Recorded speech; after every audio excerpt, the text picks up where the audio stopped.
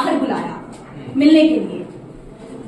उन्होंने कहा कि ऐसा हो सकता है कि मेरे पिता मुझे शादी के लिए फोर्स कर मे भी, तो उन्होंने वो बुलाया।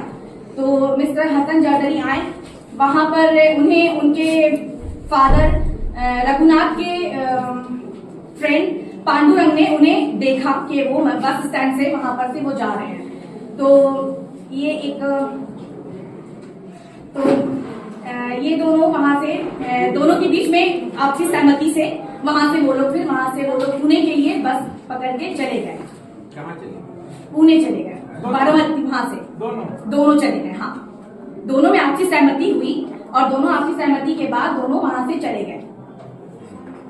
तो यहाँ पर ये एलिगेशन लगाया गया कि सेक्शन 361 यानी बैराप उठा करके उन्हें ले जाया गया, एक माइनर, जिसके लिए रघुनाथ ने एक और जो उन्होंने नहीं किया ग्राम पंचायत का वो हम वैलिड नहीं मान सकते हैं। 10th सर्टिफिकेट से क्या मतलब? 10th सर्टिफिकेट में हो सकता है वो माइनर हो? तो अगर 10th सर्टिफिकेट से अगर हो सकता है माइनर है तो हम मतलब मैं कोर्ट से मतलब ये चाहूंगी कि उनका मेडिकल एग्जामिनेशन किया जाए।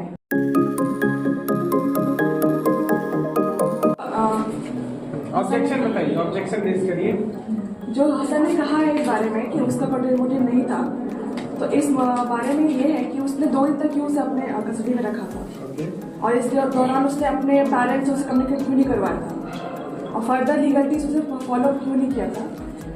अगर वो 2 दिन तक रखा था तो ये कर सकता था मिल करके वो उसको वापस घर छोड़ देता, क्योंकि बारामती से पूरे डिस्टेंस आपका 104 किलोमीटर था, जो कि 2 दिन तक का ट्रैवल डिस्टेंस है।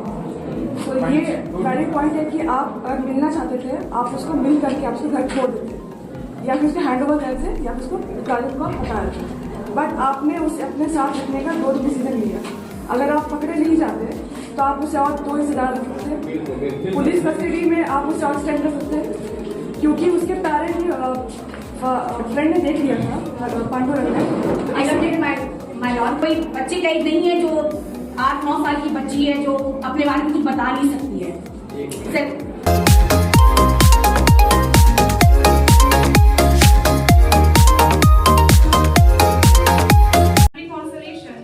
Constitutes a withdrawal from the marital bond.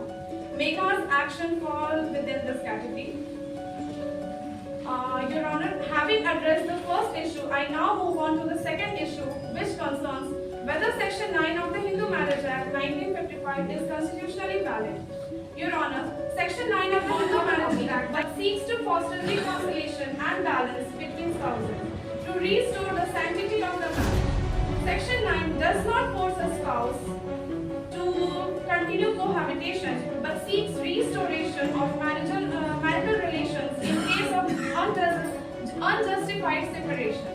May I kindly refer to the decision in Saroj Rani versus Sudarshan Kumar Chand case, where the Supreme Court ruled that Section 9 is constitutionally sound and a valid mechanism to resolve marital discord. The provision respects individual rights while protecting the institution of marriage. With respect, Your Honor, may I direct the attention of this honorable judge to the relevant statute of Article 14 of the Constitution of India 1950. Section 9 doesn't disproportionately protect women or assume a subordinate treatment. For the wife, the purpose of Section 9 of Hindu Marriage Act is to ensure both the spouse meet their marital obligations, which is fundamental to the institution of marriage. The Honorable Panel may consider the decision in Harminder Kaur versus Harminder Singh case, in which the court clarified that Section 9 applies to both spouses and doesn't favor over one another. It seeks to balance marital rights and obligations of both parties. Your Honor, I submit that the next point of the consideration is whether the respondent's right to livelihood under Article 21 overrides the marital obligation. Lordship, right to livelihood is significant, but does not override Megha's marital obligations. While right to livelihood is fundamental, it must be balanced with marital responsibilities. The appellant requested to Megha to live at matrimonial home and proposed reasonable accommodations for Megha's graduates, such as commuting to work while she rejected outright. Professional aspirants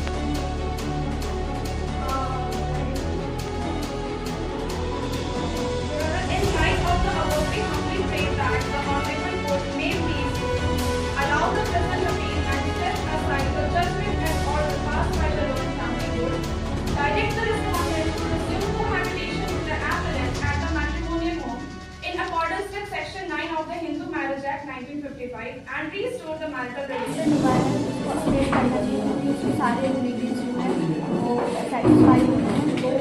तो minor को proper guardian के पास से बिना उनकी consent के ले लिया है।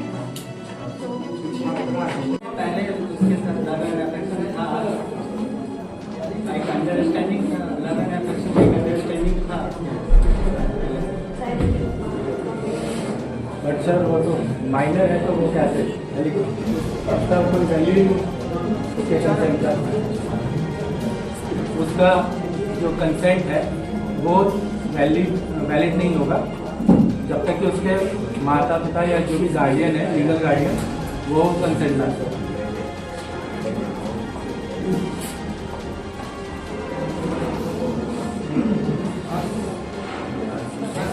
है हाँ, ये एक जजमेंट दिए हैं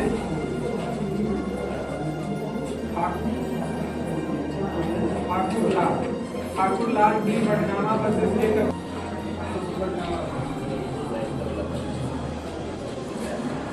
66 का जो एलिगेशन लगा अंडर और हाई कोर्ट में 374 का सेक्शन 2 के अंडर में इसे अपील किया गया है। और सर इसमें जैसे रिट है या अपील है? ये अपील है। रिट है, रिट भी है, रिट हाई कोर्ट में रिट में आए हैं 226 अपील में, रिट में नहीं आए हैं ना? नहीं